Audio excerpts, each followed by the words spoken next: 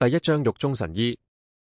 龍湖監獄監獄長同埋幾個主要負責人，全部都瞪大對眼望住前面個出口，好似等緊一位好重要嘅大人物。冇幾耐，一個着住囚衣嘅後生仔大步行過嚟。佢21、22歲左右，個樣普通，但係氣勢好似條龍咁，對眼好似韓星咁凌厲，令人唔敢睇小佢。佢叫吳北，係就快出獄嘅囚犯。吳北一出現，監獄長李國盛即刻急腳行前幾步，笑住話：阿北，恭喜你啊，終於可以出獄啦！其他人都齊聲講：恭喜吳醫生出獄。吳北向大家抱拳：各位有緣再見。講完，佢又同李國盛講：老李，多謝你，唔係你幫手，我都冇可能提早出獄。李國盛笑住話：我條命都係你救返嚟噶，講呢啲就見外啦。行啦，同佢哋講聲拜拜先。吳北要道別嘅係成個監獄過千個囚犯，呢班囚犯起碼有一半受過佢恩惠。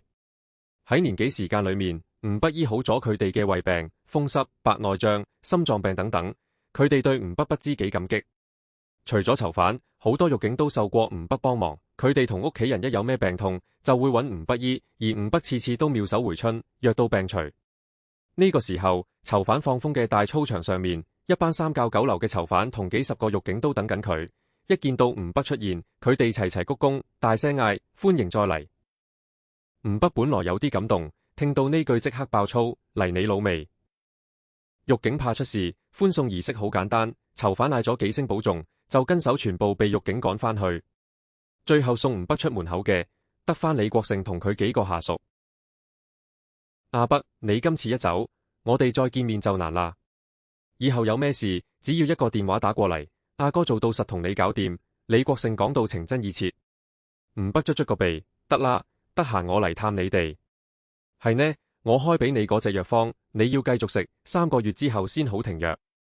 李國盛半年前生咗惡性腦瘤，係吳北施展絕世醫術，硬生生將佢從死神手上拉返嚟，所以佢不知幾感激吳北。知啦，一路都有食㗎。李國盛笑住話。出到監獄門口，李國盛拎出一張銀行卡遞俾吳北。吳北呆咗呆，錢？李國盛笑住話：阿北，裏面係我哋全體獄警夾份嘅20萬蚊，錢唔多，係我哋嘅心意，當係我哋夾份嘅賀禮啦。等你結婚記住叫我哋飲喜酒啊！吳北心入面一暖，呢個李國盛平時老奸巨猾，但都有真情流露嘅一面。佢都唔客氣，伸手就接咗張卡。李國盛跟手又遞張紙仔俾吳北，上面寫咗個地址同聯絡電話。佢認真咁話：阿北，呢位係大富商嘅聯絡方法，我好辛苦先同你搭到線。如果你醫得好佢個女，診金最少7位數。吳北心入面一動，收好張字條，話好，幫我同佢哋講聲多謝。唔使送啦，我走啦。佢性格爽快，揮揮手，轉身就走。出咗監獄，佢截咗架的士去汽車站方向。車一開，吳北心諗，終於返屋企啦。佢對眼入面有掛住，亦有仇恨。呢個時候，佢嘅思緒反到去2年前，嗰陣佢仲係個大二學生，成績優異。點知天意弄人，阿爸返工途中俾架超速車撞到，當場死亡。撞死人嗰個係個叫宋世金嘅富二代，佢唔單止超速，仲毒駕。不過佢屋企人非富則貴，喺屋企人一番操作之後，法院判咗吳北阿爸負大部分責任，最後賠20萬蚊就了事。個毒駕超速撞死人嘅宋世金，佢屋企人使錢揾人頂包，搞到佢到而家仲逍遙法外。吳北當時覺得件事唔對路，於是開始調查，點知調查期間俾一班人拎刀追斬，慌亂之中佢搶咗把匕首，插到其中一個人重傷，佢自己都受傷，血水滴落心口塊肉配度，激活咗裏面嘅感掣，就感得到史前文明嘅無上傳承，同埋一種特殊能力——維度之眼。呢對維度之眼可以透視萬物，睇到人體嘅經脈、血肉、神經，仲可以睇到唔屬於現實維度嘅生命形態，例如仙同佛、妖同鬼。玉佩裏面嘅傳承包羅萬象，有醫道、巫術、陣法、武道等等，奇妙到極。吳北俾玉佩嘅信息嚇親，呆咗喺度，跟手就被拉咗。法院對佢提起公訴，用打架同故意傷人罪，判咗佢5年有期徒刑。